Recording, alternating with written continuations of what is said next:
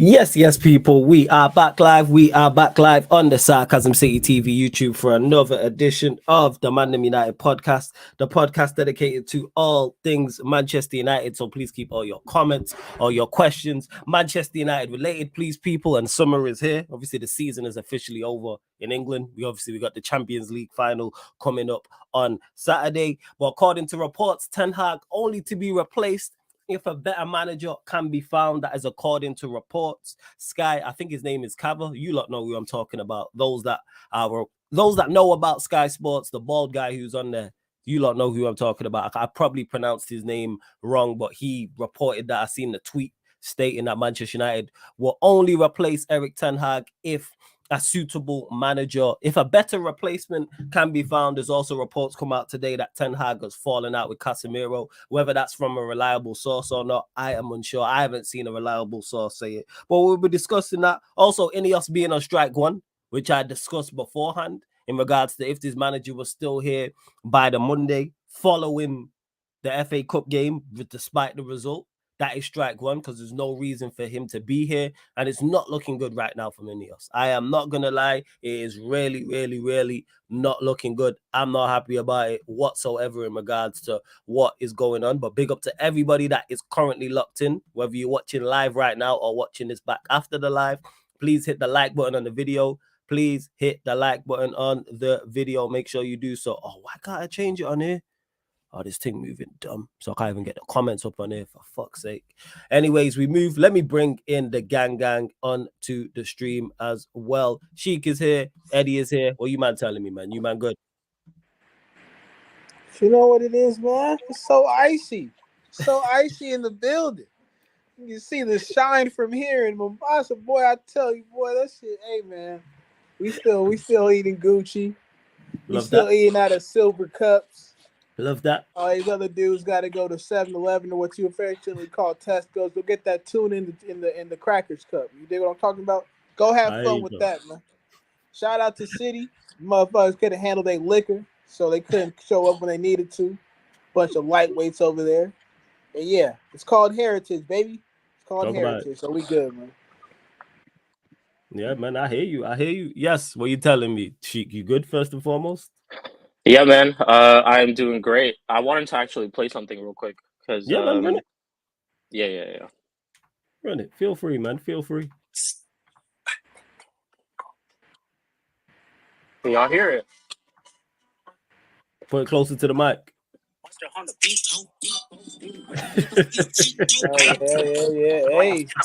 Hey, you gotta chill. They're throwing out copyrights though. I heard they're throwing out copyrights, bro. For this song, that is no copyrights from. There's no copyrights. Kendrick took the copyright off. This one. Yeah, he took it off. I heard because I think it was Saeed said he got copyrighted after he played that during his What have you turned it off? What? Nah, no way did Kendrick do that. That's crazy. Yo, if they turned it off, my bad. I'm sorry. That's all good. It's all good. It's all good, man. Yo, it's all good. But anyways, more of the point is that we're champions, man. FA Cup champions. City got bodied. No one cares about their 4P. We have more people right now in our stream at this moment that there were at their City parade. There's nobody just cares about that shit, man. There were more like tweets on when we won the FA Cup than when they won the treble. So that itself should just tell you everything. But I want to go back to what you said though, Follis. I think it's really important is that it's day 2 now. It's day 2. Yes. And I said this after we won the FA Cup that party, do whatever you want, you get your day, but Monday, Tuesday, you gotta get straight to work. And I'm concerned.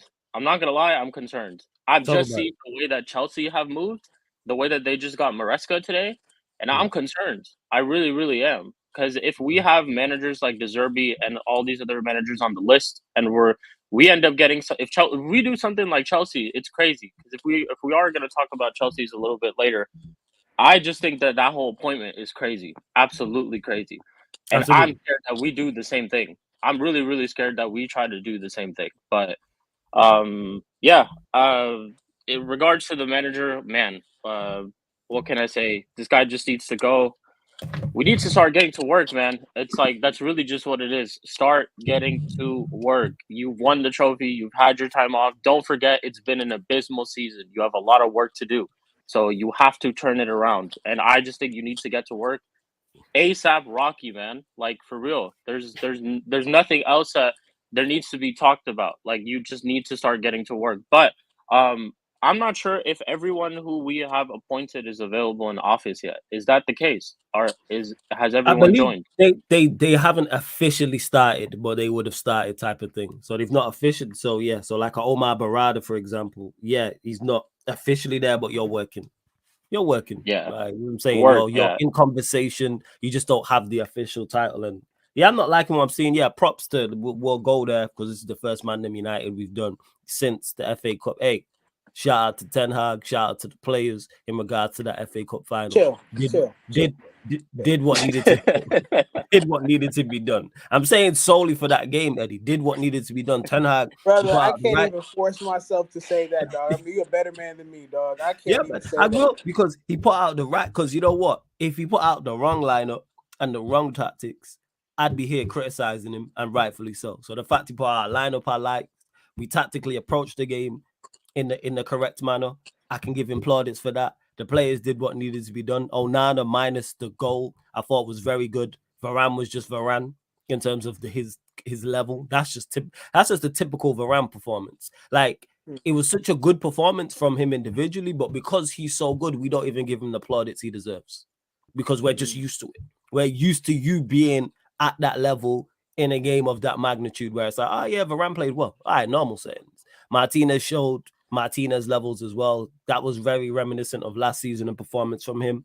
I thought both fullbacks were very dogged in regards to their defensive work. I thought Wan-Bissaka and Delo, again, you say all the time, Eddie, tryhards. And that's what they were. They made it uncomfortable for any Manchester City attacker who was out wide, whether it was Wan-Bissaka and Doku in the second half, whether it's Bernardo Silva on the right-hand side, whether De Bruyne or Foden drifted out to either side as well. In the midfield, Amrabat was exactly that. He summed up what a tryhard is, and he was just a nuisance the entire time. I'm saying he was a defensive midfielder who did defensive midfield duties, and he just made it uncomfortable for everybody. He's running people down. Like when Doku had the ball on the left-hand side near the halfway line, and he just crashed into him to stop him. Like smart fouls, nuisance.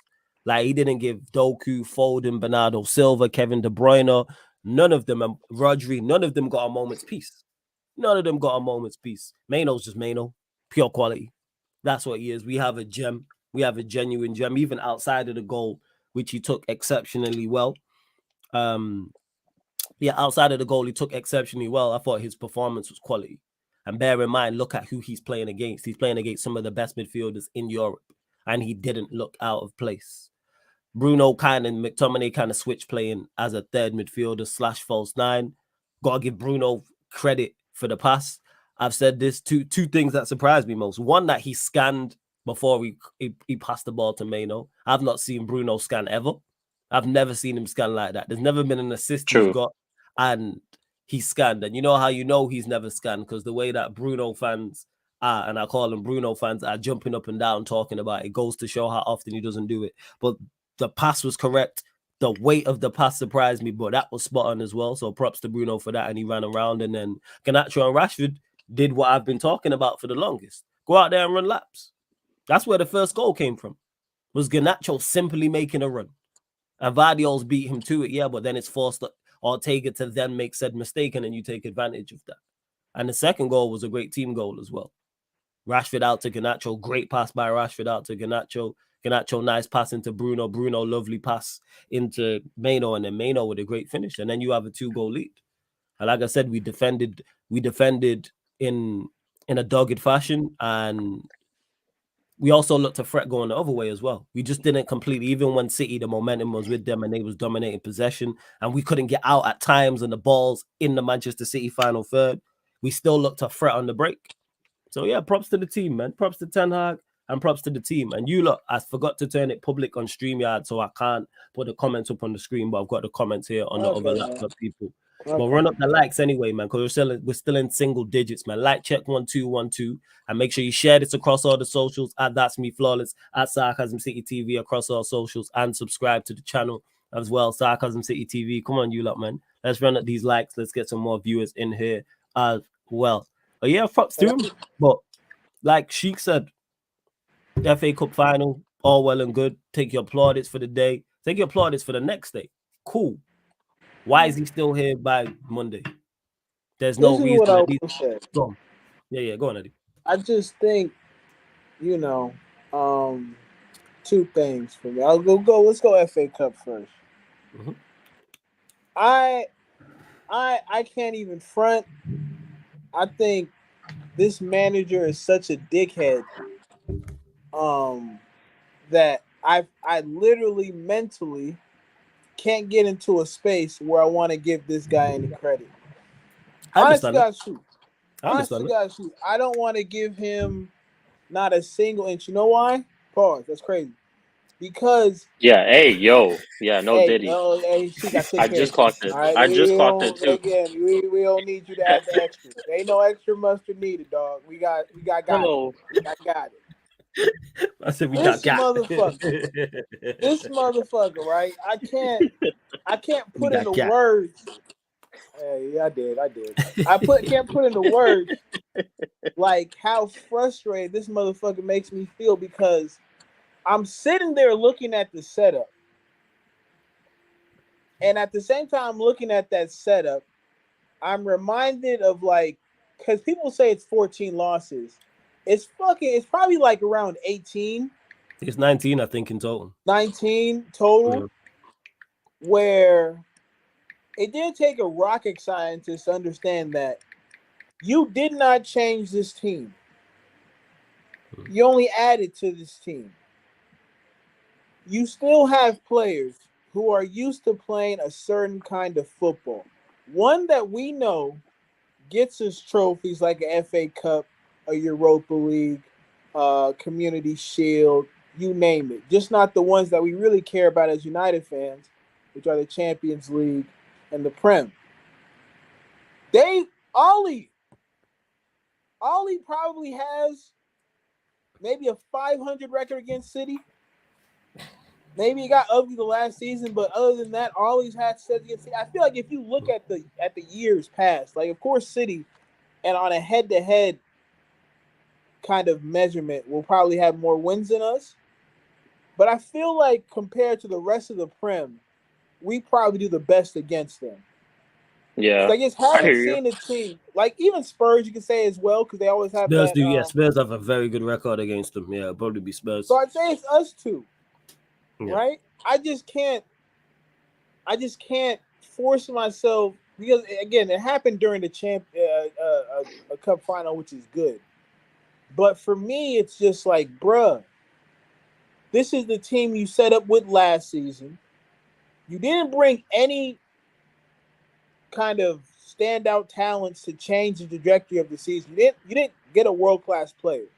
Mm-hmm. So pretty much what you did was just sprinkle in a little bit of difference, but like it didn't amount to much, right? Mm-hmm. Like it's like you added a tablespoon of salt into like a slushie. The shit's gonna taste a little different, but it's still gonna be the slushie. You know what I'm saying? Mm-hmm. Like, I'm looking at that team and I'm like, yeah, shout out to them for getting it done. I'll give the players all the credit in the world. Here's how much I'll give players. Come. Honest to God's truth. I think I said it in the stream. That's probably one of the better games I've seen Bruno play. Oh, definitely, without doubt. Definitely. That's probably one of the better games I've seen Bruno play. Did you play like a captain? Yeah, he played like a captain. He did his thing. Rashford, one of the better performances. Garnacho, no problem, right? But it's because he actually played to their strengths. That's true. This is the way the players we have can only thrive in a counter-attacking system. They don't thrive with ball possession type of system because they're not good enough technically to be engaged in such an attack. Like Rashford isn't, Højlund isn't, Garnacho isn't. You're talking about 1-2s. You're only talking about Ahmad, Kobe, Eriksen when his legs actually work. Yeah, and like, that's pretty much That's it. So on the FA Cup front, I swear to God, y'all can call me biased. I don't care. It's how I'm living now. No, first 100%. You don't deserve no grace, so I get it. I give to the players. Like, thank you, because like you said, Flawless. Shit, hey, bro. you can get championship players to try hard, and what ended up happening was they gave you a fucking game in Wembley. Yeah. Imagine if you guys actually try hard. How hard true. it can be to actually beat us. Yeah. Right? Yeah. And so that's my thing with the FA Cup. Shout out to the squad. I respect them for what they did in this game. It's like, again, another fucking whatever metaphor. Your boy is minus 300 on his bank account, and he's like, "Yo, let me get 100. I'm in the bad part. I need 100." So you shoot him that 100. It's gonna help. Yeah. But he's still negative 200 in the hole. Yeah, he's still like, minus. Still, yeah. The bank finna cover their money. They finna send the people at your door. Mm-hmm. So that's where I'm at. It's cool. I appreciate it. It's worth 100, but you still in the hole with me. And then just to finish up on the Ineos thing, you know what's crazy? Go on. Because it's so foreign, this idea of somebody not directly kind of listening to the Glazers handling this issue.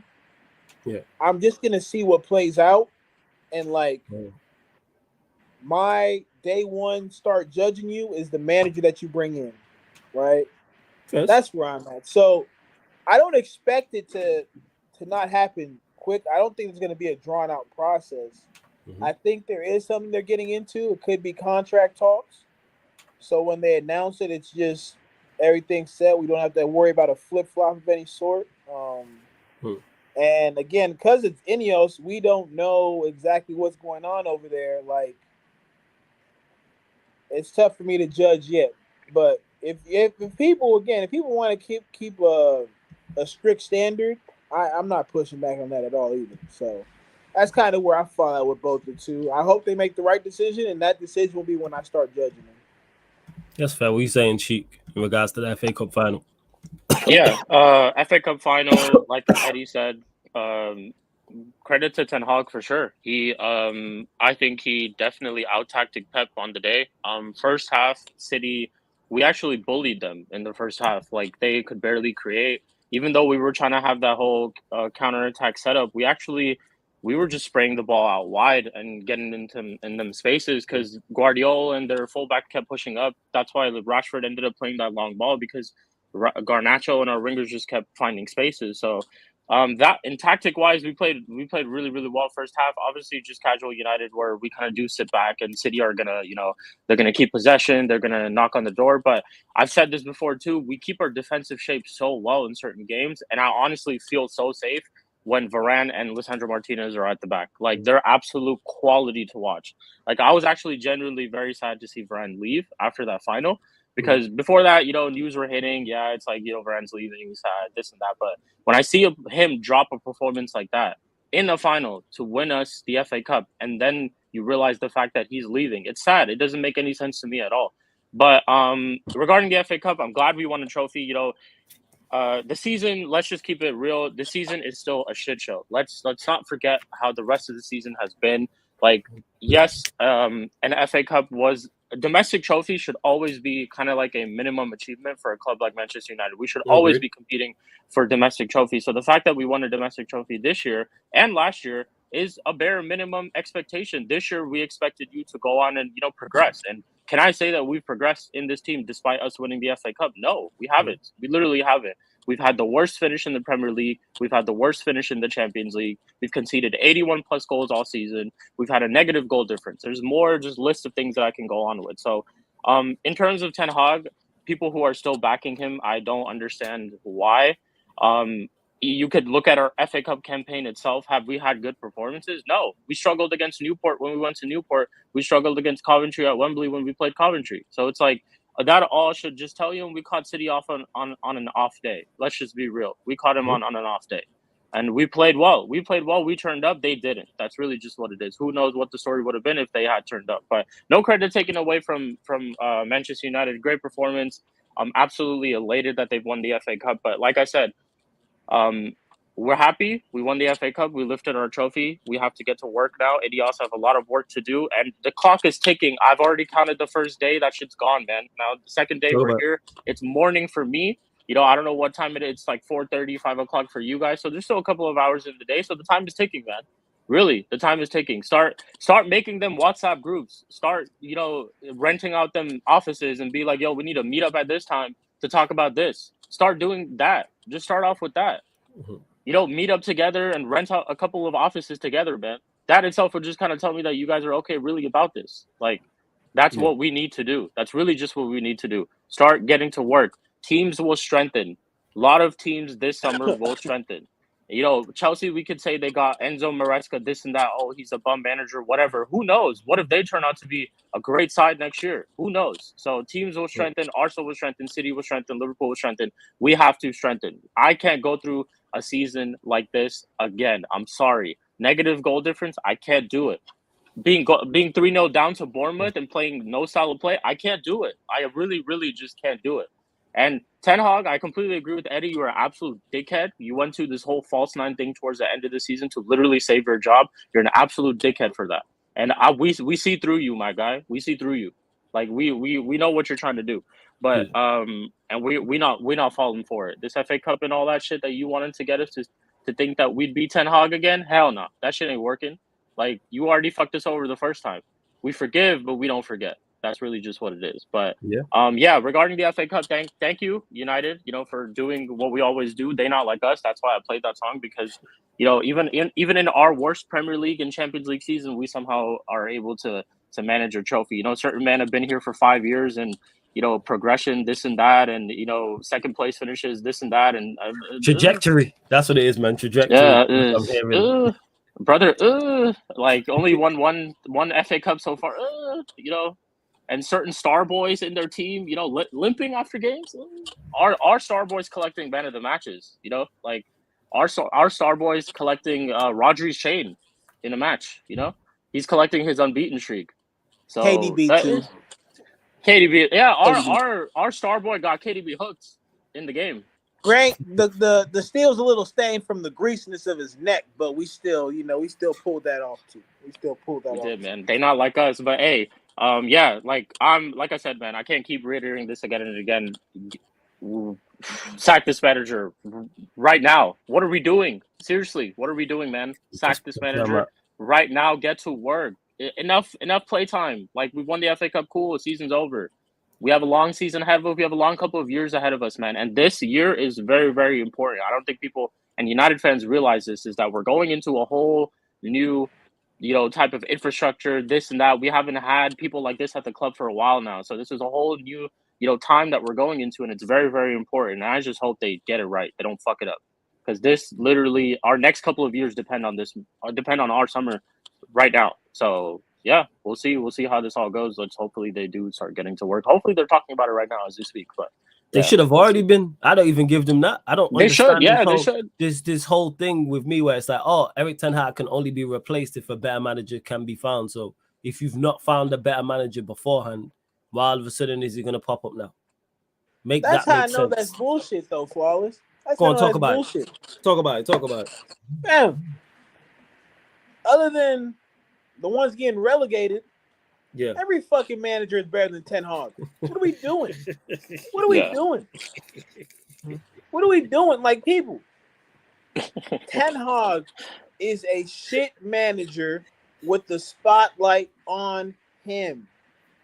He can go to Eredivisie, do that bullshit. He can't go to Italy. He can't go to Spain with that shit. Not even Portugal with that shit. Structurally, people, we have a man who thinks it's a wise idea to leave your DM with no support. That's his tactic. That's actually his tactic. Mm-hmm. Everybody else's tactic with this team is sit back, be defensively solid. But he took it upon himself to be like, you know what? This football shit is played out. Hasn't had the Ten Hag effect yet. 6-1-3. You can do steals of our entire games, people.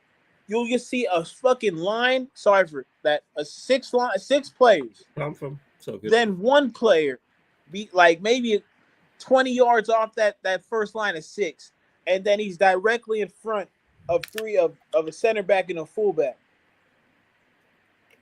Because for some reason one of his center backs is gone to fucking, I don't know, be a box to box kind of sport. Like, nah, bro, cut me out. Cut me out.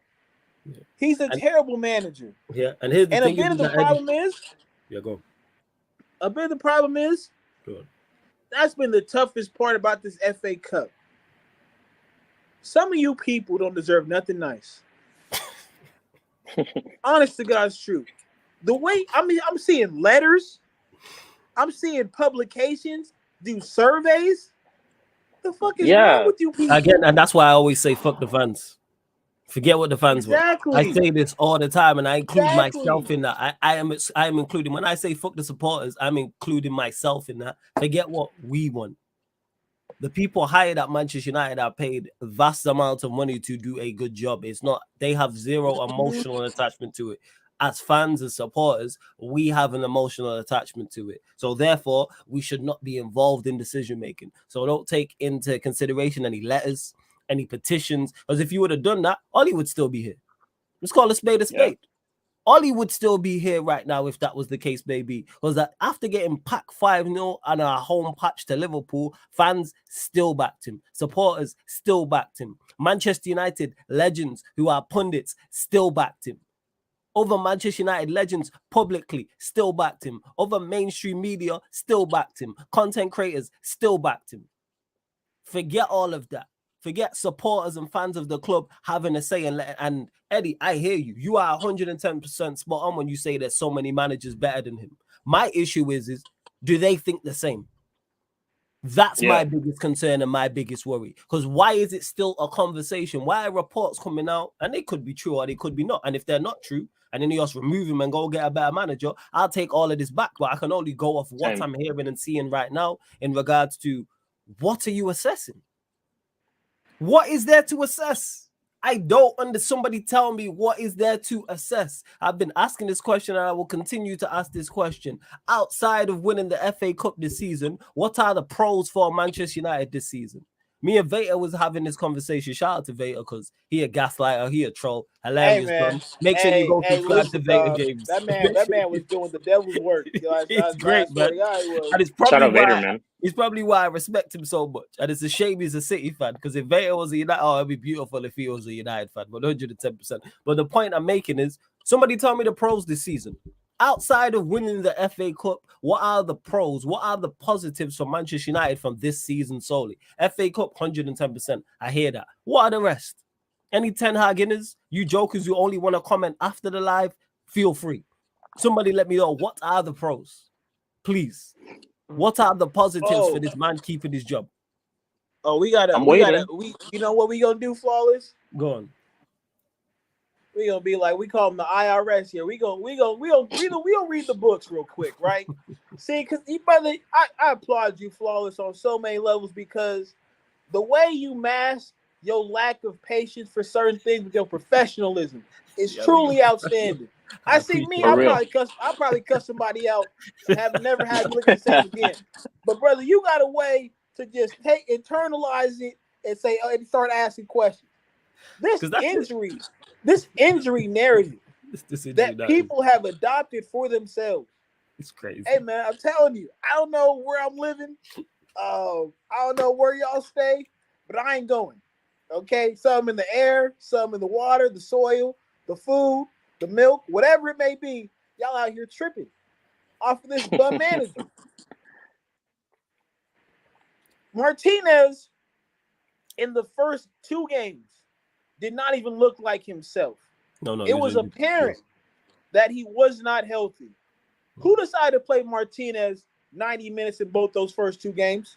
Yeah, and you can clearly see he's not right. I get it from the first clearly game. See he couldn't move. Yeah, you could see, but like from 20, 30 minutes in, it's like you take him off and you get him right because you see the Martinez you get in the FA Cup final, for example, where he is fully 110% fit. And rested. Yeah, rested. Yeah, you just rest him. Yeah, you just rest him. Let's go down the list. Martial was cussing you out during the game. So Martial, Ten Hag ain't rolling. And Martial a squad player, so he's not crucial to what's going on. That's why you signed him. Let's talk about the crucial players. Let's talk about the crucial players that he lost, right? It's 2. Luke Shaw. Yeah. Who he is, even though we don't rate him, Luke Shaw is crucial. So that's 2. Crucial. It's your center back and your left for back. your side, but that's on you. You know why? Yes. What are we gonna say? Always injured. He's been injury prone the entire time. It's not like it was something new. It's not like he had been fit and playing healthy for the last 9 years, and then all of a sudden we got to this season, and then he got injured, and we was like, "Wow, Luke Shaw got injured." That's why Same with Martial. That's why it's good. Ten Hag, came from a modest background, because if he was the type to live in the hood, he'd be having the crackhead watch his kids. That's his type of critique. Like, that's his type of critical thinking. Right? It's crazy. It's like we know this. You're gonna say, yeah, my most important left back is gonna be Luke Shaw. That's on you. Dynamo settings. And then not only that, I'm gonna play a system that requires my fullback to be end line to end line, like Luke Shaw built for that. Yeah, and we know when he's built like a center back. And we know this because we've watched him break down and get injured. So, like, Luke Shaw, Martinez, I hear that. Luke Shaw has been injury prone. You know that. Martial's backup to you because that's why you signed Hoyland, but it's also injury prone. Yeah, you signed Mason Mount off an injury prone season because he was injured all last season at not all last season, but he was injured for large parts of his last season at Chelsea. Who else? Malacia is backup, but he was missing for the entire time. Who else? Like, I was having this discussion let's get to the elephant in the room. They because my brother got a Champions League final to play in and hopefully win. Jadon Sancho. You play Jadon Sancho in the false 9 for all of preseason, which all of us could say, you know what, if you're going to play this style of football, Jadon Sancho cannot be on the wings. He has to be through the middle because your wings have to have a certain level of pace. In this system, yeah, you don't play him, castigate him, do a whole bunch of petty ass shit that even I'm ashamed of because I can be the pettiest of the petty. But look, not telling a grown man he can't eat in the cafeteria. What is wrong with you? Yeah, it's crazy. What is wrong with you? That is crazy. That is crazy. So you self-sabotage yourself right there. I can go down the list of every player and break down how Ten Hag systematically, through irresponsibility as a coach and tactics, as a manager, and tactics, led to a player's downfall. But y'all want to talk to me about injuries. Yeah. Anyway, even that bad? Injuries were even that bad? Because I was having a discussion of back again, and like Troops had mentioned, like Varane. So Varane missed 16 games. That's a lot. No, it's not. That means you're available for 80 to 85% of the matches. What are we talking about here? He was available for more than most of the matches. It's also not going to forget those 16 matches were him being dropped, not him being injured. He didn't get selected. I think the 16 some of them were, yeah. Yeah, I think even if that's the case, think about that, Flawless. Yeah, you said it's 16. It's the 16 injuries, but 16 games because of injuries, but then he missed more games outside of that because of with him being dropped. That was just the 16 okay. So I thought it was just 16 games he missed. Okay, that was due to injury. Yeah.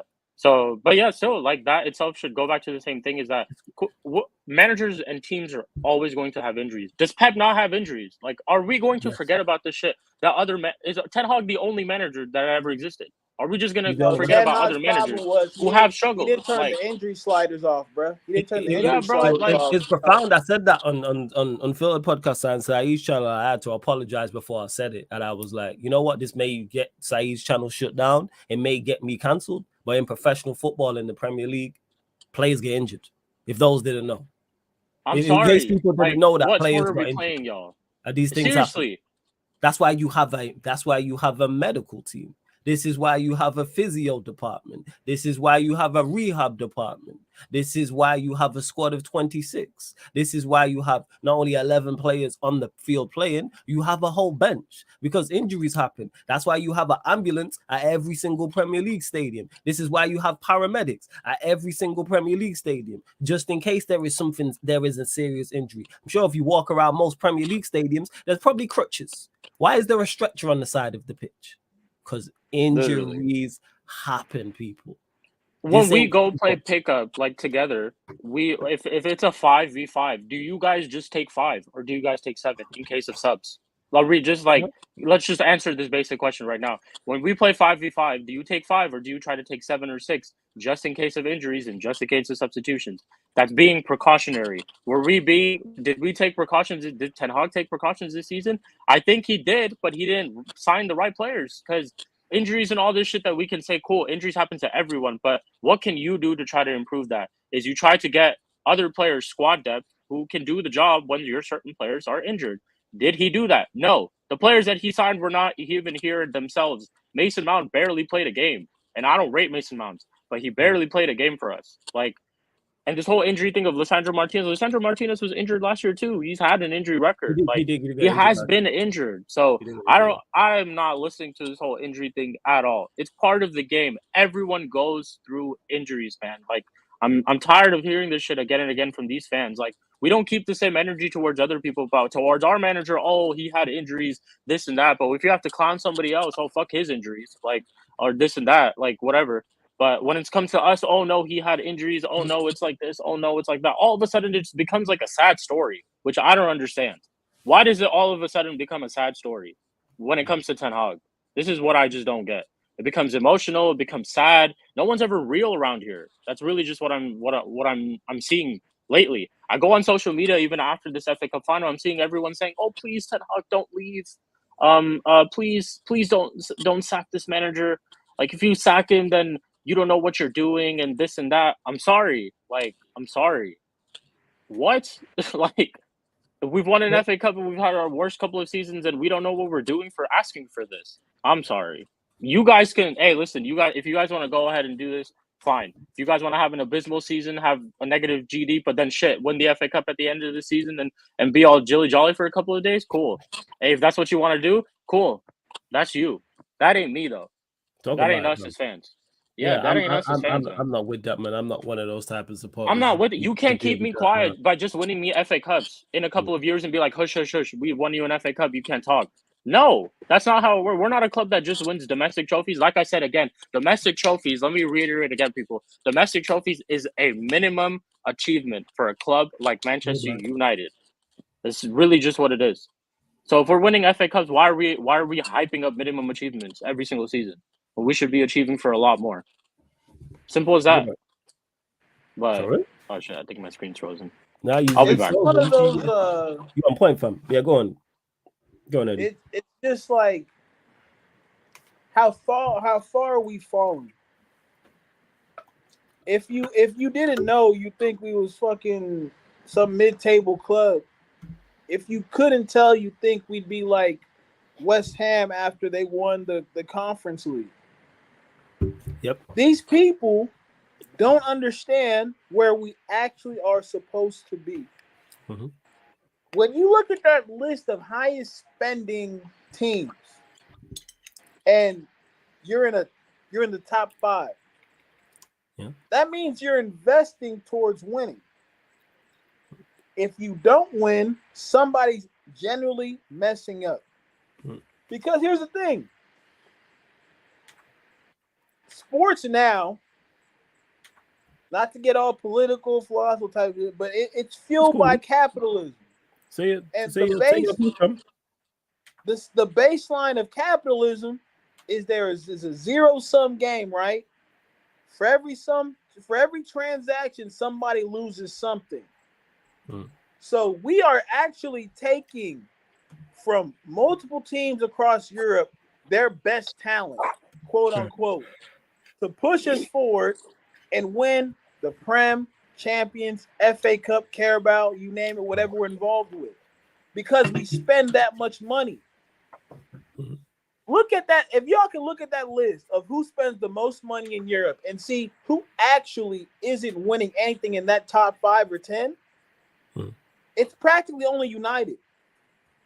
Right. Yeah, Bayern, but Bayern doesn't have a bad showing like we did, like 8th. A bad showing for Bayern getting Thomas Tuchel out the club is 2nd place. Go to Spain, whether it's Madrid, Barcelona for all their shenanigans, both Madrid, PSG, all these clubs sit at the top of the food chain because of how they spend money. Man City does not spend as much as us, but they spend pretty close to it. And look what they're able to do. I hear you. There's no excuse for what you're seeing. Injuries can't excuse that. Thanks. So it's a failure of a season because we met the bare minimum. Meeting the bare minimum is not a success. Exceeding expectations is success. Meeting expectations, meeting expectations at United is 4th place, top 4, and a trophy. That's meeting expectations. Getting to the Prem is exceeding expectations because it's the toughest thing to do in football. Except City makes it look too goddamn easy now, so I don't even feel comfortable saying that. Yeah. It's crazy out here, bro. It really is. When do we hear clubs like Real Madrid and even Manchester City when they miss out on leagues talk about, oh, we had injuries? Even their fans after the FA Cup final were pissed that they lost the FA Cup final, and that's standards from their fans, from City fans that we this injuries thing, man. Like injuries. Yeah, happen. we're not hearing this injuries thing and this and that. The players are just not good enough. You shouldn't. People are talking about De Bruyne and being like, oh, let's just give De Bruyne a little bit of like leeway. He had a shit performance. He got hooked in the final. City fans are on him because he didn't play well. It's as simple as that. Real Madrid fans don't sit there and like, oh, we had injuries. Well, we'll be back. This and that. If they don't win a Champions League or a La Liga, or to them, their manager out. They'll be like, yo, we don't want this shit. Like, fuck that. Levels to them, that's their there's literally levels to this shit, and that's what we're talking about. And obviously, if key players are injured, yes, there will be a drop off, but there shouldn't be the fall off in which we had in terms of performance. There shouldn't be. There's no way it should be that much. Like that's the issue that we have, and you shouldn't need your best players to beat some of the teams that we lost to or be competitive. We weren't even competitive. We weren't even putting in average performances. There's no excuse for 19 losses. There's no excuse for 8th place finish. There's no excuse for a minus goal difference. There's no excuse for the worst Champions League campaign from a British club, people. Not English club, British club. No excuse for finishing bottom of a group containing Galatasaray and Copenhagen. Excuse me? There's no excuse for all the records that man broke. Don't make me read the list again, and it's probably been added to since. Like, let's cut the shit. And that's why I'm on Ineos. And big up to everyone in the chat before I carry on. There's over 40 people locked in. Like check 1212. Like check 1212. Let's get up to 40 likes. Because I forgot to switch. Because normally people, when I start the live, if the StreamYard's on private, I can switch it to public. But for some reason today, it's not allowing me to. So that's why I can't put your comments on the screen. But I see you lot in the chat. Manja, see you. Warrior J, Stephanie G, Sunshine, all the other regulars as well. Ed, I see you in the cut as well. Let me not forget any of the regulars, but big up all the regulars. All the members, all the mods, Black Diamond, I see you as well. My nephew in the chat, Robert X, I see you, Kaneki, Ed, Paramount, I see all of you lot in the chat as well. Let me scroll up. Daredevil, salute to you as well. A Solomon, Gaming for Life. Let's see, is there anyone else? Real, man. So I said, we got more people here than City had at the parade yesterday, man. That's what I'm saying. Yeah, shout out to everyone that's locked in, and even to Robert X, who says if back to Ineos may keep him for financial reasons like the Ashton situation. Manchester United should never be on a budget. If we are keeping Ten Hag for financial reasons, that's very lazy and very foolish. What we would lose on Ten Hag, let's say it's 20 million, Manchester United would spend on a player or put that money towards a player. The manager's not good enough. In the long run, he's going to cost us much more than that 20 million or 30 million or however much it costs to get rid of him. He has no reason to. There's no reason should be here right now. It's like you're telling me it's money based. Do not tell me it's money. There's no excuse, Eddie. There's no reason. There's literally no excuse. There's no valid reason for him to still be here. Why? What are they? I keep stating this. What is there to be assessed? You've been here since January, February. We're now May, almost June. There's no more evidence. There's no more games now. The season's done. What more do you need to do? And the fact that he's still here is extremely worrying. And strike one, like I stated, also as well, the management.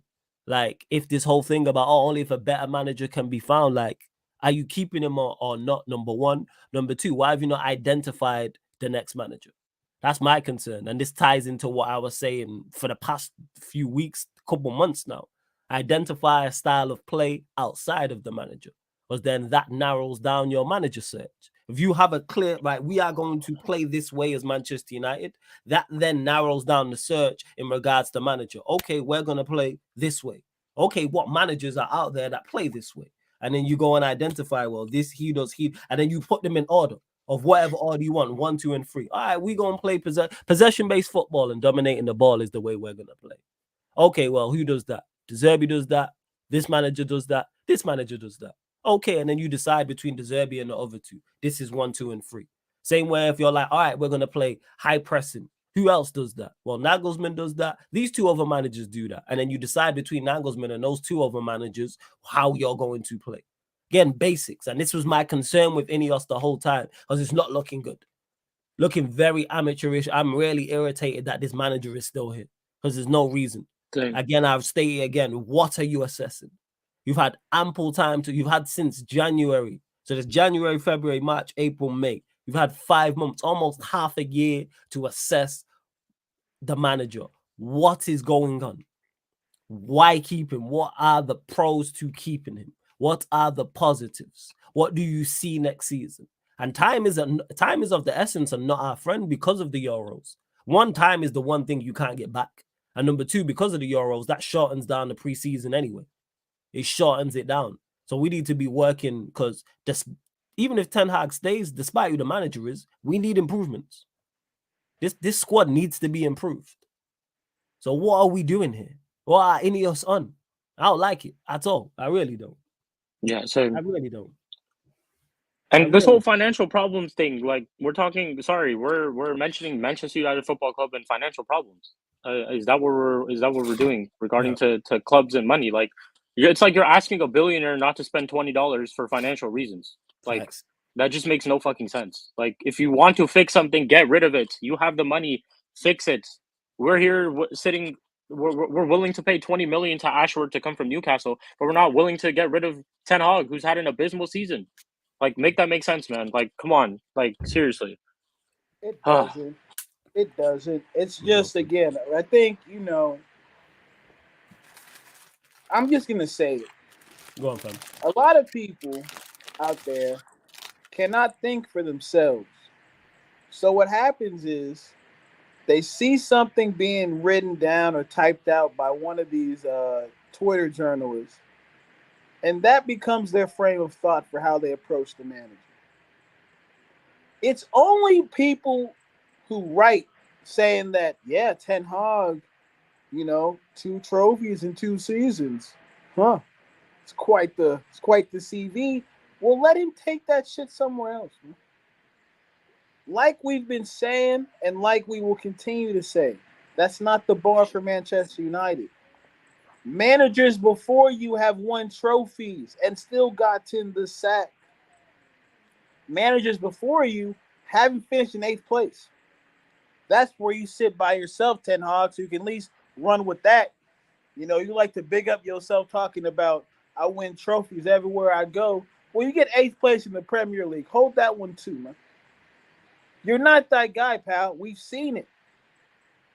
First season, we gave you grace because it was your first season. We said, we were playing this kind of football before you got here. Second season, we said, okay, you know what? Show us something different. You failed to do it. You failed to meet the bare minimum, and for that reason, you've been sacked. People, if he won us a trophy, and I could see a style of play that could lead to success, I would not beat Ten Hag out. Because at that point, if it's like, look, his whole 11 got injured, like on some Newcastle shit, they came back in time, made a bit respect. Like if he had a season like Chelsea, right, where he got us to 6th after starting the season so poorly, but because he started to see his structure actually work at some level, and then he added an FA Cup onto that, I'd be here for a discussion. But because that FA Cup in the macro grand scheme of things, looks so crazy that you pulled it off. That's an alarm bell. It's an alarm bell. It just has to be. It can't be like, yo, okay, he did the FA Cup, he had help. No. How did you manage to do that? But yet the whole season looked like absolute dog water. How did you pull that off, Ten Hag? You can't make it up. You can't save him. He has no answers. So go to Feyenoord. Ajax will take you back. PSV, maybe. Shit, I don't know. Maybe get an international football. But get the hell away from Manchester United. And I will not be sad when that day comes. And again, I'm just gonna say for the Ineos thing, I hear y'all. I just think for me, like, it could just be we're reveling in this FA Cup and we want to crash on Madrid's June 1st party. So you know what? That's when we announce our manager. Say fuck the Champions League. Now they got their next manager. Let's talk about that instead. That's the only way I can make it seem right. Because like me. Yeah. And I'm like, I would have sacked him by now, but I don't want to, hold it against them that they haven't done it yet, because I think they still will in the end. Well, time is the reason why I'm so concerned about it, because time is of the essence. Like, unless they have, and like I said it again. I mean, I said it before, I say it again. If that is the case and they do have a proper plan, and the manager comes in and the style is clear from the jump and the players were recruiting from the jump, I go, all right, Ineos, I called that wrong. My apologies. I got that one wrong. I just have my doubts. We'll see. But if we get a manager, okay, well, we're linked to these players. This manager plays this way. This goes together. This makes sense. All right, we're on the right path. I just don't trust it. We'll see. Amonte, you said if they don't sack him this week, then did you say then I just presume he's staying? That is my worst fit, because I've said this from the jump. Yeah, I don't think there's a guarantee he gets sacked. I'm not convinced. Ineos. Oh, I do. You 110% convinced. I'm not. I don't trust these. Oh men. yeah. I don't trust these men. Yeah. I really, really don't. I don't trust these men. Because they have an out. And at the same time, he's not their guy. That is true. Those are two things working. Like, Ineos has an out. He got 8th place. Ineos, Omar, did not pick him. It happens so many times in American sports, right? That's why I feel like a basketball coach, right, can get his team to the playoffs, still get sacked. Yeah, absolutely. Still get sacked because you got a new GM coming in, or the GM who was there but who got there after the coach didn't pick this guy and wants to do his own thing. Because who's to say he improves? People like it, again, if it was injuries, you could say that. The reason we were terrible was not because of injuries. No. It was because of him.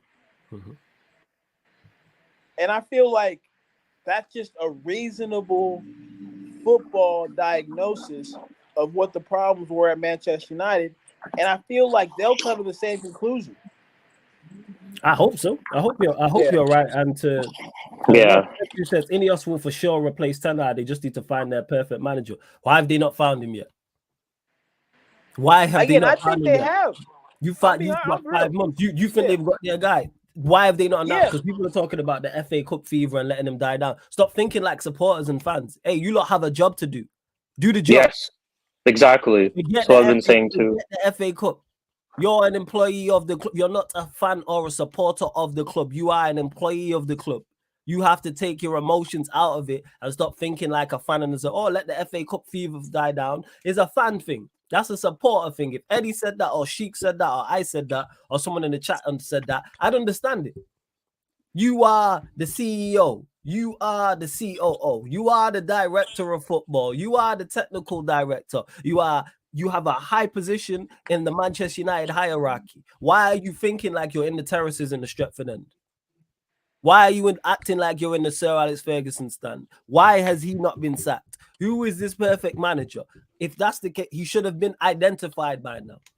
And if you're still looking, guess what? The people you have looking at incapable of their job. Not good. Yeah, they're not good. If that's the case, maybe you are not fit for purpose. No, that is the case. I'd big up to Dal. Make sure you subscribe to TJ Warren TV because he said 2 trophies in 2 years and you still want him sacked. Yes, Dal. Because winning trophies at Manchester United is much more than that. That's why. And let's not even say trophies. Let's say winning Carabao Cups and FA Cups. Yeah. But it's much more than that at Manchester United Football Club. More than that. The expectation, well, I can only speak for me. My expectation is much higher than that. That's why that's true.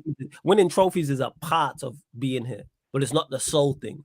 We are not at Everton. We are not a Brighton. We are not a Brentford. We are not a West Ham where winning a trophy will get you grace like that, despite performances, despite results. No. Finishing 8th, you know what I'm saying, and having a minus goal difference isn't dismissed because you won an FA Cup. There's levels here. There's expectations here. And winning trophies, solely winning trophies, is not enough for you to keep your job.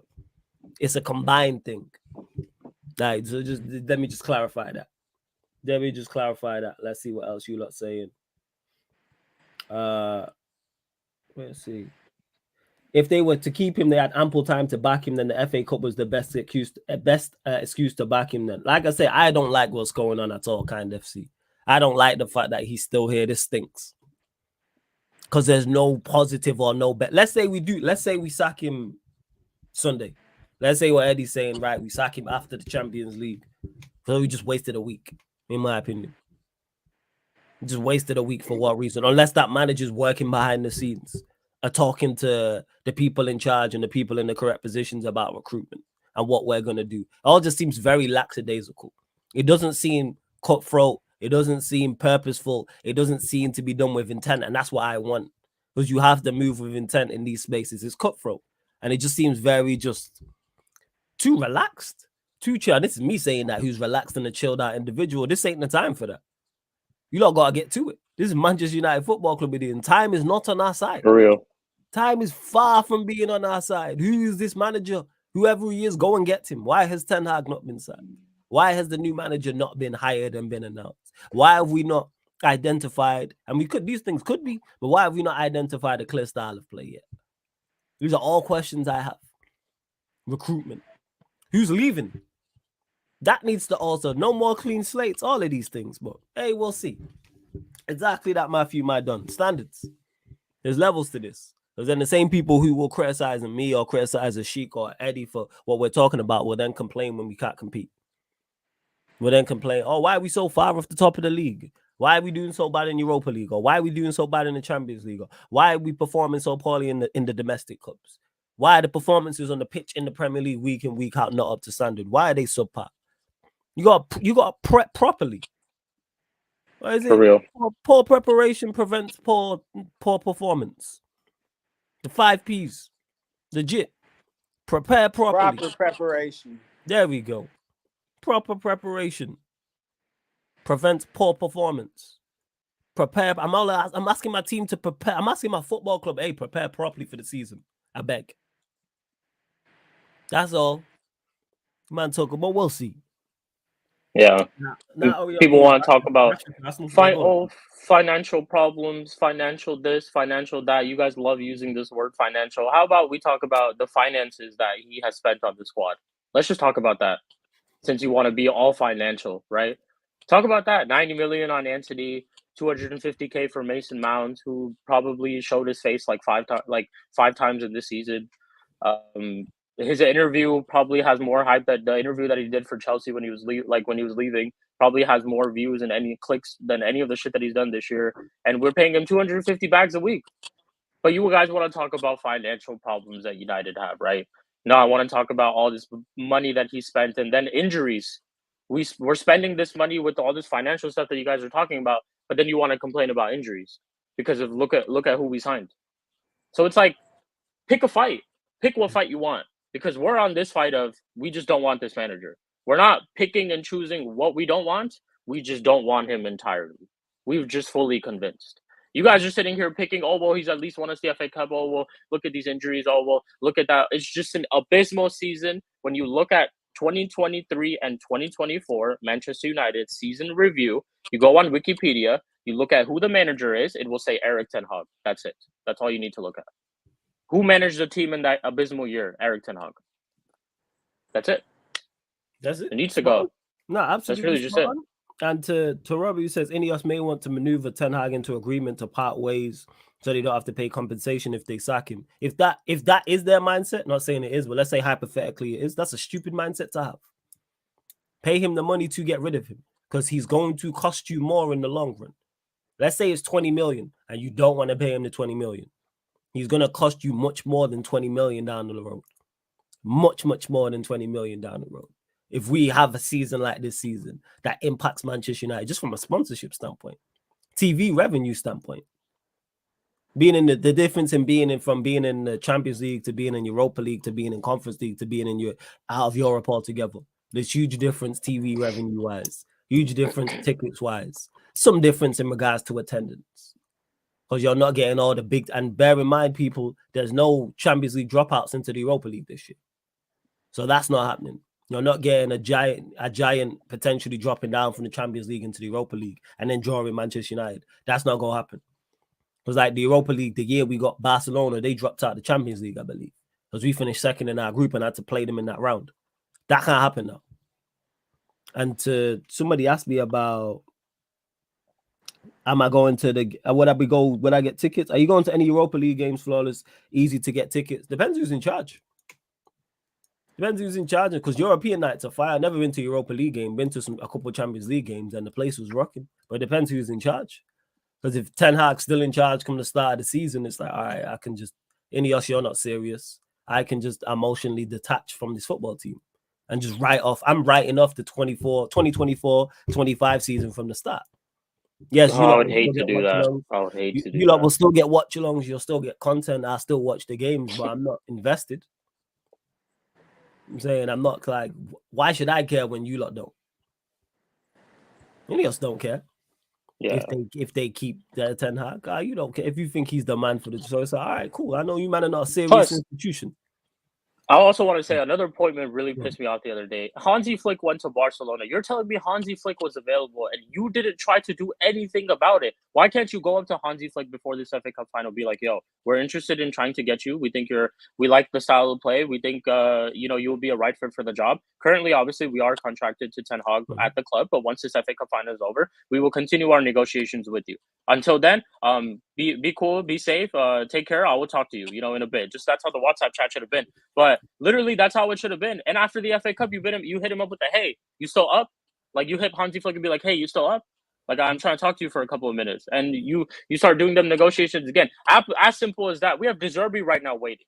What the fuck are we waiting for? Seriously, what are we doing? At least go up to him and be like, yo, we think you're cool. Like, we're interested. At least do that. We're just sitting here. We're sitting at the mall looking at all these things that we want to buy, right? But we're just not making any move. We have all this money here, but we're just not doing anything. Like, we have to go buy shit, but we're sitting at the mall just looking at it. That's really just what we're doing. Like, cool. Mm-hmm. We're all in the club. Eddie's telling me to go talk to Gal, and I'm just sitting there like, I don't know. He's doing a rant. Eddie's like, Gal's right there. She's right there. She's interested. She's right there. She's right there. And I'm like, no. Well, what if I have financial problems? What if I can't pay for her drink? Yeah. Oh, well, what if I was injured earlier this year, like my legs? What?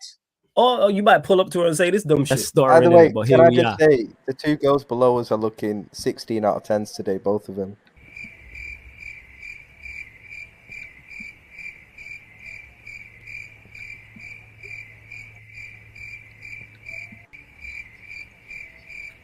Right, I big up the panel. I told as fuck.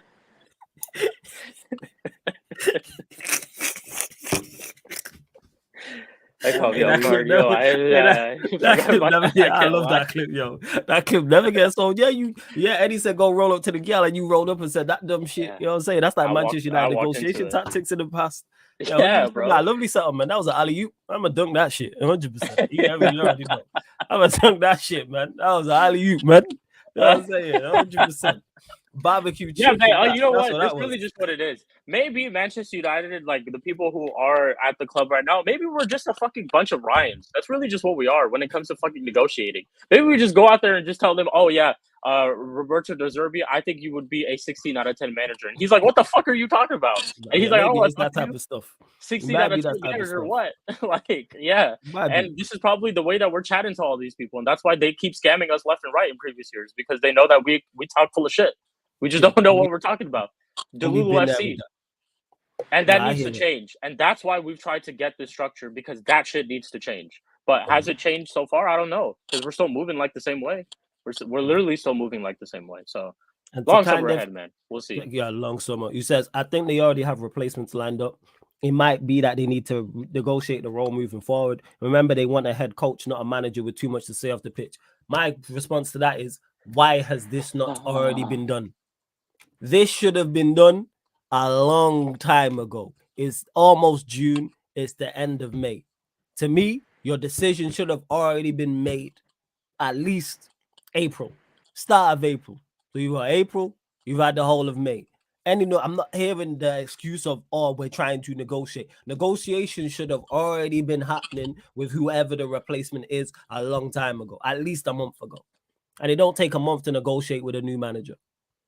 It don't take that long. Probably even longer. I'm being kind. From when you lot assess when you got here, I'll give you February. Because you lot got here January, February times. March. How much more time do you need to assess? You lot should have already had, all right, these are the managers we're going for. I'm not hearing this in regards to negotiation. You lot need to be swift. Very, very swift. And you're not being swift currently. Because this manager's still here. There's no excuse. There's nothing that no one's going to tell me that I'm going to hear and go, oh, that's fair and that's why. No. Swift. Be direct. Expeditiously, you have to move. What are we talking about here? Negotiations. So what, did you like wait till you do the Chelsea thing that it looks like and wait till you sack Poch to then go negotiate and you go get Enzo Mascherano? This is where we're at. Because that's what it seemed like. That didn't seem like a plan from Chelsea. It didn't seem like it was like, all right, we're going to sack Poch at the end of the season and then go get Maresca. It seems just like they figured it out. It's like having a house and you sell your house before you get a next one. Make that make sense. Yeah, literally, that's what it is. It's dumb. It's like having a car and selling your car before you get your next car. So what are you going to do in the meantime? That's what it seems like. There seems to be no prep, and it comes back to what I was talking about, preparation. There don't seem to be no prep with this. Why am I here? I don't like this at all. Really, really don't. I really don't at all. And to XZU says, he says De Zerbi doesn't play the Man United way. What is the Man United way? ZX. Yeah, what is the That's Man what I United want to know. way? That's a great, that's a great question. Hey, ZX, yeah, I want to know. Big up to you. What is the Man United way? I genuinely don't know this. I'm a United fan too. Yeah, I genuinely, and I've been a United fan. You know what I'm saying? I should know this. I've been a United fan a long time, people. I've been a United fan a long time, people. You know what I'm saying? Hey, I should know this, man. Just under 3 decades, I've been a United fan. So tell me what the Manchester United way is. I would love to know this because I genuinely don't know. Me personally, the Manchester United way is just winning trophies. That's what the Manchester United way is for me, is winning trophies, because that's what it was before. Also, good football. Also, good football, yeah. Good individual performances, good team performances. There's a lot that goes into it. There's a lot, but obviously every supporter is different in regards to what they expect from that club. Genuinely but even that person who said that De Zerbi doesn't play the Man United way, I don't know if he's a United fan or not. But out of all the managers that we've been linked with, if I just name some names like Southgate, Potter, all of that stuff, does De Zerbi not seem like the right candidate pick out of all of them? If that's the only one that we're looking to get, like I would incline towards De Zerbi if those are the only people that we're going for. And just to clarify, I'm not on the De Zerbi train, but Sheik was just using him as an example. But yeah, ZX, please let us know what's the United way. I'd love to know. Because I've heard this before, but I don't know what it is. God damn it. It's all good, fam. It's all good. If De Zerbi was in a job, so maybe that delayed things on Chelsea, at least their turnaround was quick considering. Yeah, their turnaround was quick, and you respect them for the quickness of their turnaround. It's just who they then went and got would be my issue if I was at Chelsea. That's the problem. They... Go on, I just sound like I'm finding excuses. Like, their season was over before ours. You know, so they'd have time to come to this conclusion. With us, it's a bit different. I think with that FA Cup final, I seriously believe that during that time, they had done their due diligence. They've got their guy. I think it's just being like shaped by kind of the narratives that are being placed on social media, if I'm being honest. Talk about it. They're in a unique situation where Chelsea's management is in place, right? They've been there. Before you carry on, Eddie, just 1 second. Hey, big up to A Solomon who just gifted 5 memberships. Salute to you. I can't put it on the screen because the StreamYard's on private. Big up A Solomon. For some reason, it didn't let me switch it to public. But hey, if A Solomon just gifted you a membership, people, make sure you big him up in the chat. I want to see fire emojis in the chat from A Solomon, man. I want to see fire emojis in the chat. A Solomon, salute to you. I want to see clapping emojis. You know what I'm saying? Show him some love in the chat. But go on, Eddie. Carry on. I just think we're operating in a way where you have Brailsford, you have Blanc, right? You have Wilcox, but the main guy who's supposed to be making these decisions hasn't joined yet. I just think we're in such a unique situation with everything going on that I want to give it time to where it's like maybe they're waiting on him to make the formal announcement, on him to do this, on him to do that. Because it'll look crazy. I say this is my CEO, but my CEO didn't make this decision. He had no idea. So I can only hopefully think that, they're going through those types of issues with this decision. But again, at the same time, I do think his future is written. He deserves it. Ten Hag. Maresco. I don't think. Ten Hag. Right. That's why I'm cool with it, because I just don't. At this time, him being told he's sacked, I think he knows, right? And it's just or formality when we find out. That's what I think. I think like a lot of shit has been put into place, but until Omar is there, they don't want to make it seem like they've been making all these decisions without him. Yeah, but I'm guessing he's there, but it's like, yo, you get on board. You know what I'm saying? Yeah, that's how I would look at it. Because think about it. It looks crazy. It looks crazy if I'm currently the whatever I'm at Man City, and I'm making decisions at Manchester United as we're playing them in the FA Cup final. It just looks crazy. So I can just see it being that, let's wait for him. He'll give the final, little sign off on all that we've come to present to him. And we'll move like that. And then after that situation happens, I think that's when you start to see what Ineos is really made of. Yeah, because Omar Barada's start date is the 30th of July. We can't wait that long. The 30th. Yeah. I heard it was earlier than that. It's the 3rd. Well, according to the Metro. I thought it was like June. In the chat. Let's see. Let me make sure I got this right. Yeah, I can find the appointment to Barada. Officially will be. Yeah, here it is. In a statement announcing a series of changes to its executive leadership, United have confirmed their new CEO will officially begin his duties on the 30th of July. Hey, chat, let us know if that is the case. According to this is the Metro, which is a newspaper over here. They're saying the 13th of July. Whether that's true or not, I don't know. But I hope it's before that. Let me try and find something else. In regards to the Chelsea news, I think the Chelsea people, they responded well in sacking Poch soon as they did, which I thought was good from them. But it's just the fact that the appointment, because I said this yesterday too on my show and Mud Brothers, we were talking about it for a little bit.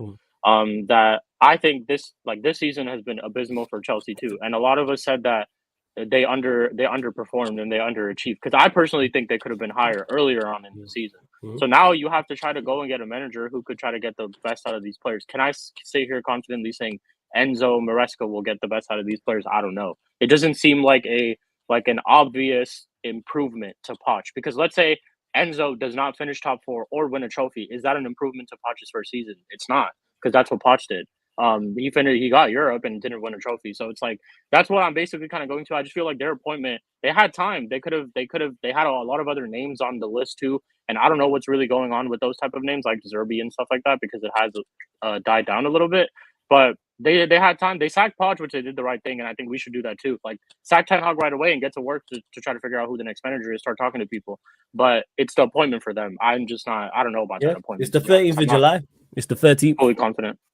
13th of July. So and somebody in the chat said it as well. Let me not say it's right. Yeah, kind of C said it. Yeah, I think Jean-Claude Blanc is the acting CEO currently. And then he's gonna be an advisor or a director, but he's involved as well. Hey, Ineos, get to the shits. Get for real, man. Get to it. I think I don't know about I couldn't see it being the 30th of July. Nah, 13th. 13th. That's what it's saying. 13th. Yeah. 13th, you man check as well. Chat, let us know. But according to this, it's saying 13th of July. When I'm googling it, it's saying it. Let me see what the MEN saying. Yeah, let's see. Yeah, because I think he works for the City Group, right? Yeah, they're saying he's on gardening leave as well. City? Is it just Manchester City? I'm not sure. And I hope you're right, NJ. He says Barada won't want Ten Hag. Well, sack him. Because you're still in the group chats, you're still in conversations. And to XZ, who says the Manchester United way 4-4-2 English core transition base with workhorse midfielders. Ollie was the closest since Fergie left. All right, cool. Hey man, all right, just let go, Eddie. Yeah. Cool. Yeah. All right, ZX. Thank you for your input. Hey, continue to win up the likes, though, people. Mid-July, yeah. So it's around. It's around that. It's like mid-July as well. We can't wait till after the Euros. Euros is done by then. When's the final of the Euros? Is it not like the 1st of July or something? We cannot be waiting that long. Yeah, we can, man. I don't think seriously. Let me have a look here. I'm looking here now. I don't think it is. 1 second. Let me check when the Euro. It's July 14th is the Euro final. It's a day after. Yeah. We can't be waiting that long. Not a chance. Not a chance we can be waiting that long. Not a chance we can be waiting. We can't be waiting. There's no way I can. Oh, dude, that's more than a month. Fuck. We can't be doing all them too. We can't be. Not in the slightest. They got speed. They really have to speed this up. 100%. Like they're not. And to nephew says, since Sergey left, what's been your way of playing? It's varied. I'm saying Moyes was different from Van Gaal. Van Gaal was different from Mourinho. Mourinho was different from Oli. And then Oli's different from Ten Hag. Like it's a whole, and this ties into actually what I've been stating for weeks now. The club need to identify the way they play. Yeah. That's what it is. The club identify, not managers. We've had too many times where the managers join the club and then we play the manager's style. No. We play this way at Manchester United. All right. And then you go get a manager who fits said style. So if it's possession-based, you go get a De Zerbi type. If it's high pressing, high energy, run around, crash bang wallop, you go get a Nagelsmann. You go get a Flick, even though he's gone Barca. And I'm not saying going to get those names, people. I'm just using them as examples. If it's tiki-taka, you go get a Xavi or Xavi-like. Whatever they can, like you make sure it fits is the point. And then that makes recruitment somewhat easier because you know what then you're looking for. The Fergie way was so versatile. I find it odd that we can say he played one kind of way. Because I think that was the brilliance of Fergie for me. Like he adapted to what team he was going up against. But I'm sure their principles were, hey, yo, they always played like their feet were on fire. Mentally, we were some dogs. Facts. And they could think the game through. So I think with Fergie, it was more the mentality that he instilled that made his football seem so, like, exotic. Because it was just like, depending on what the opposition provided, is how we would attack them. Like, it's the thing that makes the greatest coaches who they are. They exploit your flaws more than anything.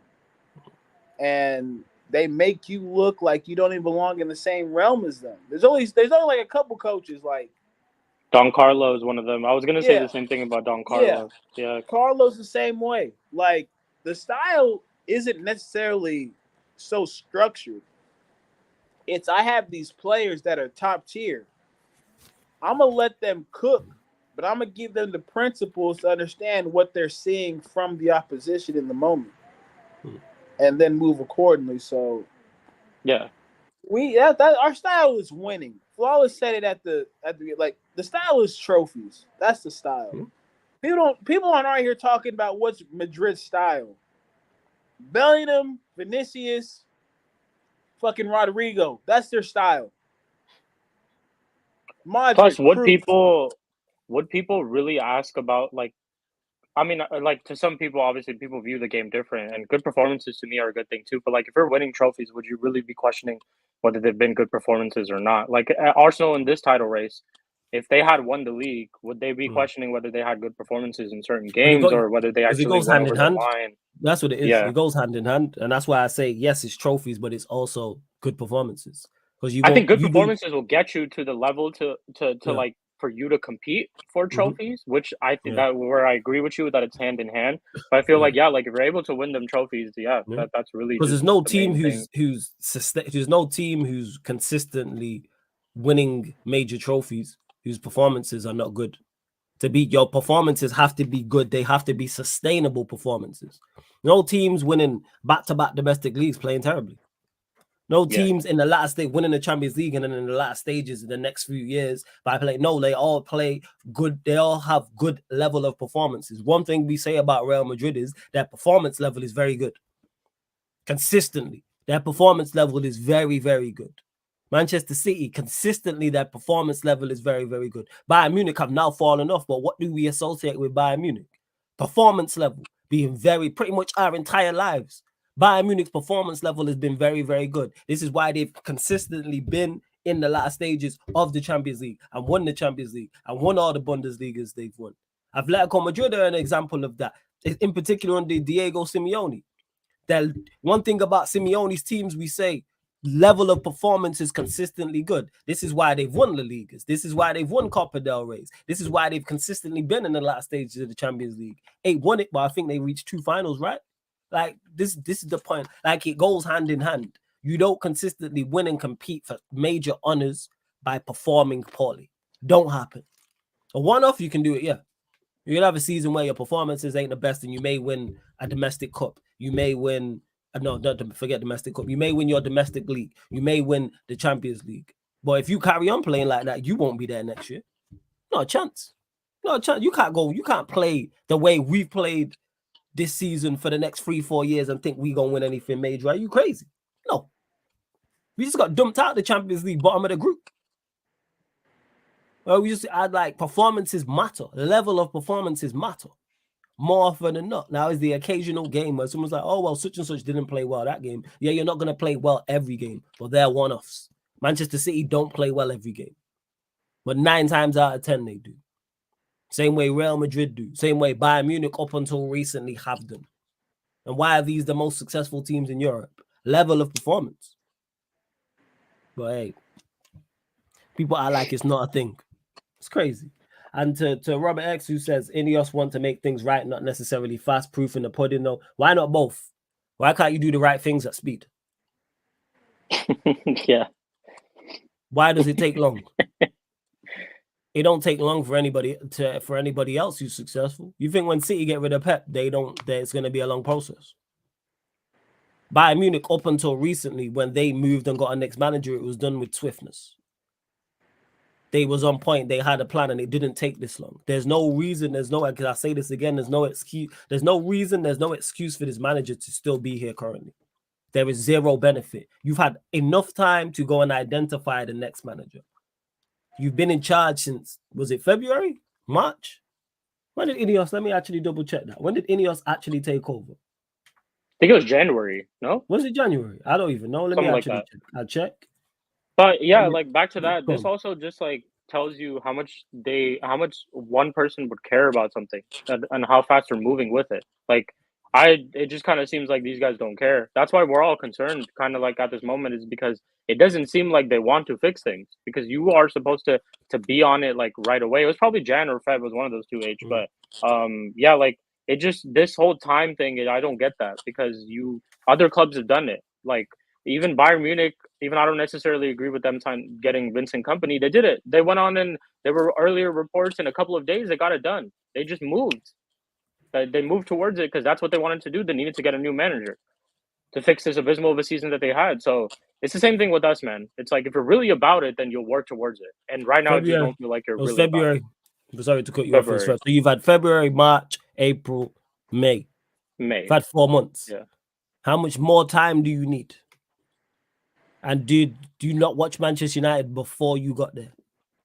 So you could, the same way we've all assessed Ten Hag and all the other supporters have assessed Ten Hag and people in the chat and rival fans have. No excuse. Plus, these guys go to every game too. These guys are literally at every game. They see all this shit in 4K. Literally, man.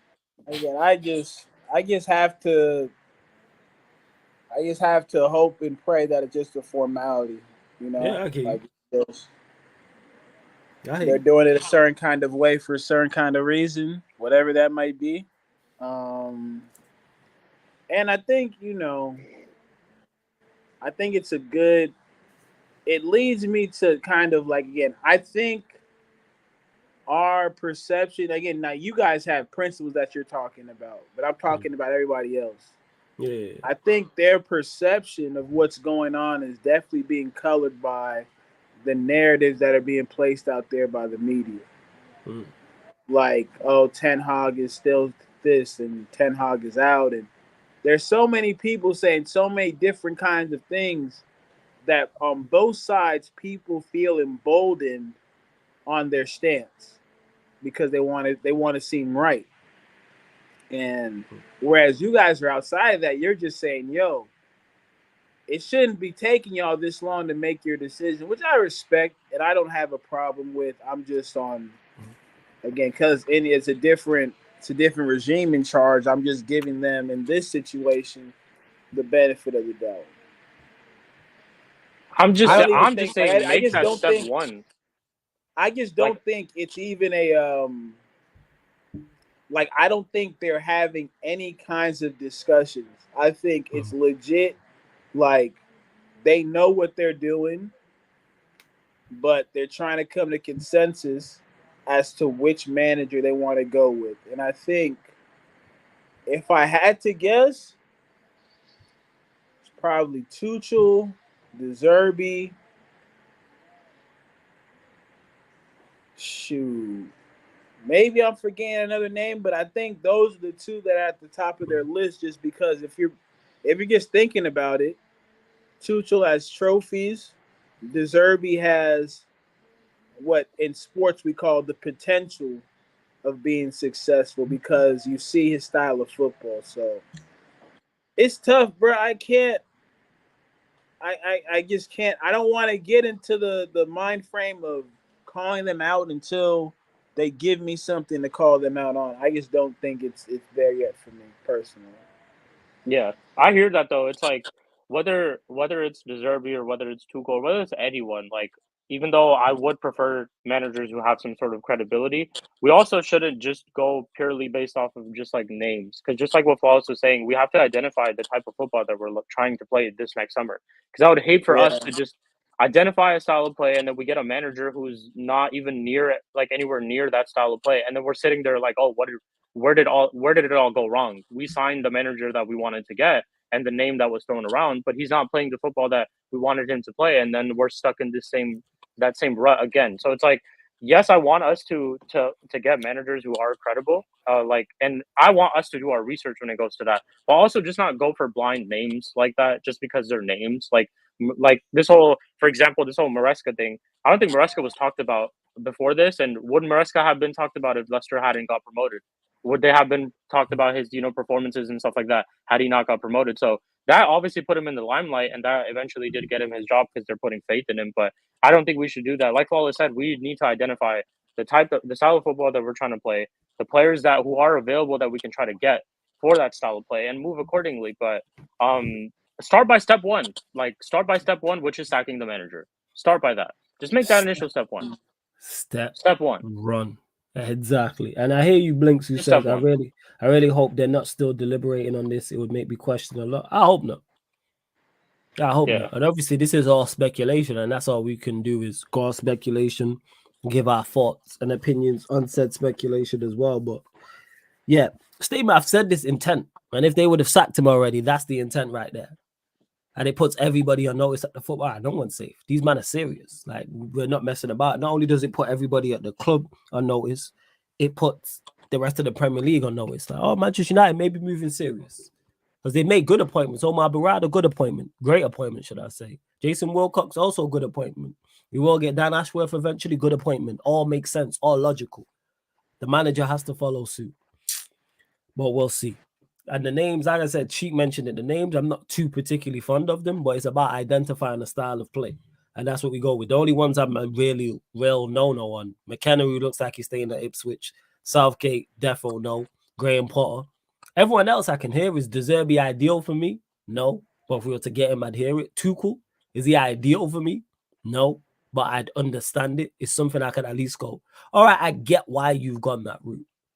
But I don't particularly like either of them. Flick and I'd still go get Amarim. Flick's gone. I personally, and that's more so not only his football, but also his CV as well. That's just my personal pick is what picks I would have went with. Like Flick, I mentioned Flick as well.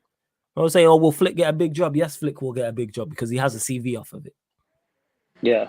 There's really just two approaches that they could go for. It's either you go for a manager who has a CV and is experienced and has won trophies before, and you think that he could go into this team and make this team his, sign his own players and get those same trophies, or you go for an up-and-coming manager who still has a lot to prove, who's shown styles of football and a good style of football at a lower-level club, and you kind of want to see whether he can do it at a big club. That's just what they have to decide. That just all depends on what they want to do and how they see our vision in the next couple of years. That's why I said that this summer is probably going to determine our next couple of years, because we're going into this whole new phase of different people at the club, likes of Omar Barada, Ashworth, Wilcox, all these people at the club now who are going to make these decisions. So if these people are here now, our next couple of years will depend on these guys. So if they don't start off making the right decisions from year one, who's to say how it's going to be for the next couple of years? So that's why, to me, it's super, super important. You have to leave a very, very good impression on me as a fan of Manchester United Football Club at this moment. You have to impress me. You've just joined the club.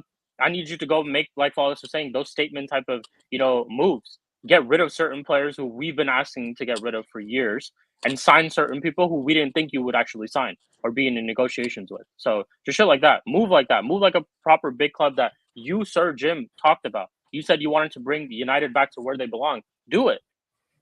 Actions speak louder than words, my friend. Do it. Step one, start by sacking the manager. Simple as that. It's a situation that we're not really even all that fond of.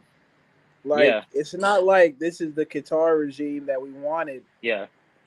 You guys made a deal with the Glazers, so we're already looking at you sideways. And I think that's what they have to, like, that's why, again, because our situation is so unique, where we have bits and pieces of our entire puzzle trying to operate as the whole picture is finished. Yeah. And it's like we don't have Ashworth, we don't have Barada. Two of the bigger parts of this entire rebuild.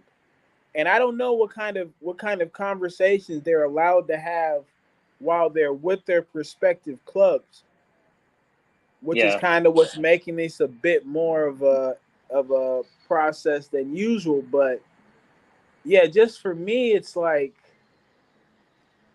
you have to get it right. That's why I'm not even worried about when it happens. Seriously, I'm not worried. I hear that. If it happens during the Euros, it's like, okay, like we've been talking about, right? When it comes to transfers, the CEO still has to establish the style of play so you know which players to go out there and get. And I think for us, it's not even the biggest thing for us is not who's coming into the club, but who's leaving the club and what we can do with those funds of them leaving. And it's like that's why the financial aspect, the financial perspective people are offering doesn't make sense to me. I guarantee you, if you look on the Forbes list, where Manchester United rank in the top most valuable clubs, we're up there. Yeah, we're up there. So, probably at least top 5. At least. We had That's top just me 5, at giving least leeway. top 10 at the worst, right? Top 10 at the worst. Yeah, at the worst. So for me, it's like what Ten Hag is owed is not even worth conversating about because what he's lost, y'all, with regards to the Champions League revenue from the ticket sales, TV deal, and all that, is way more than whatever you're going to pay him for leaving.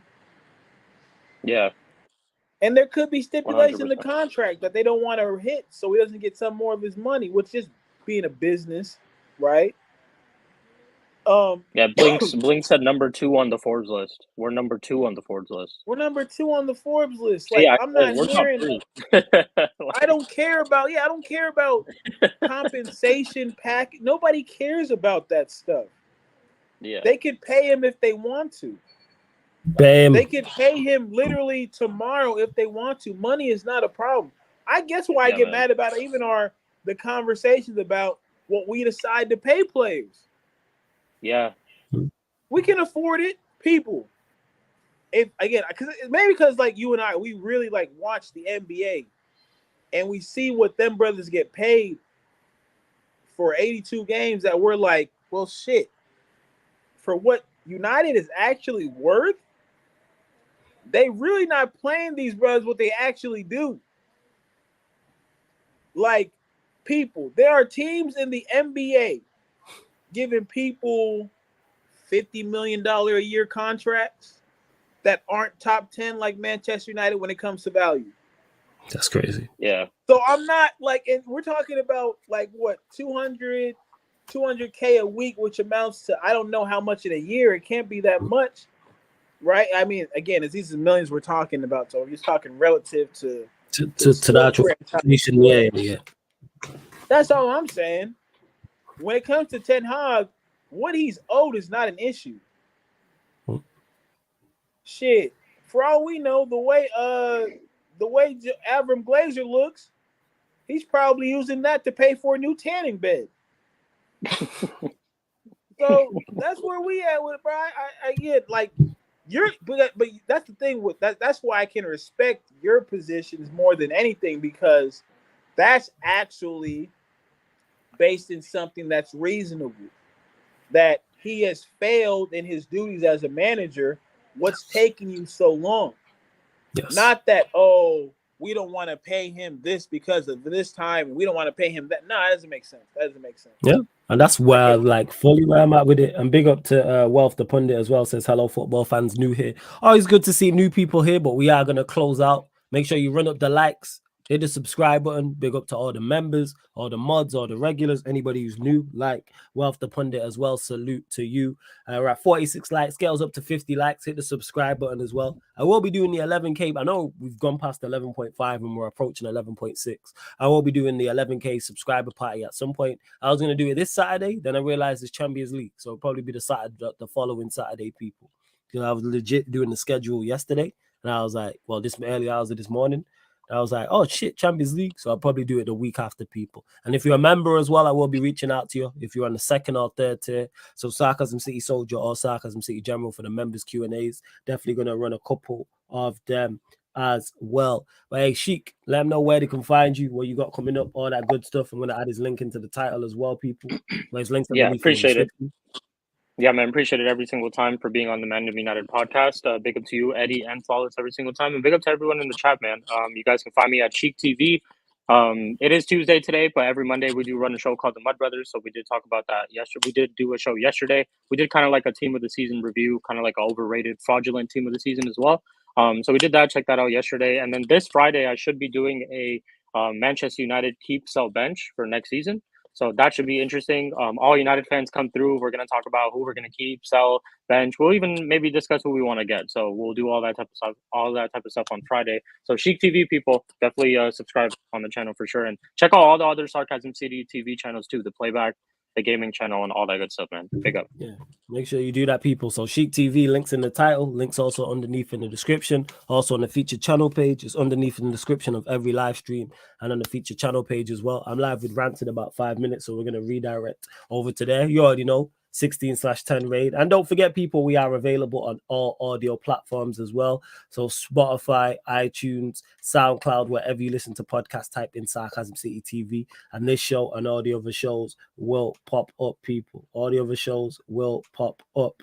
What else was I going to say? Yeah. What we got coming up for the rest of today, midnight UK time, we're back on the YouTube.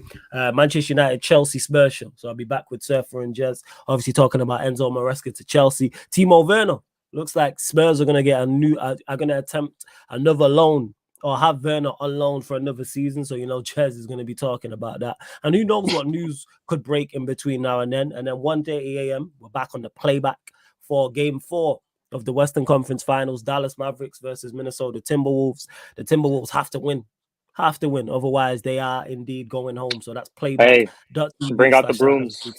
Bring out the brooms. We brought them out yesterday. They brought them out in Indiana yesterday. But hey, bring them out. Bring them out, man. Bring them out. Let's see if they get swept. Hopefully the T-Wolves don't, because it's been a good series. But hey, well, we'll see. We'll see what is what. And also in between that as well, maybe 9-10 p.m., something like that, I'm going to run some form of gaming content on the playback as well, people, because that's where all the gaming content is. So whether it's Fight Night, Pro Clubs, something, people, we're going to run something at that time, 110%. And we will be running NBA 2K, like the Pro Clubs version, on there at some point soon as well. I just need to sort out everything and we'll get that pattern. But yeah, man, love to everyone that has locked in. This has been the Managerial United podcast live on the Sarcasm City TV YouTube. Thank you very much for tuning in. 10 out.